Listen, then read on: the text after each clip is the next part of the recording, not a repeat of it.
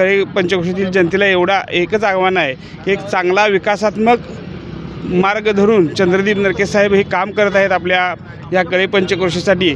आणि अशावेळी या कळे जिल्हा परिषद मतदारसंघातील सर्व बंधू भगिनींना माझी एक नम्र विनंती आहे की आपण सर्वांनी ह्या विकासाचा जो रथ चंद्रदीप नरके साहेबांच्या माध्यमातून चालू आहे त्याला बळकटी देण्यासाठी, त्याला बळ देण्यासाठी आपण सर्वांनी या कळे जिल्हा परिषद मतदारसंघातील हे तिन्ही उमेदवार धनुष्यबाण चिन्हावरती निवडणूक लढवत आहेत, त्यांना जास्तीत जास्त मतानं निवडून देऊन आमदार चंद्रदीप नरके साहेबांचा हात बळकट करावं।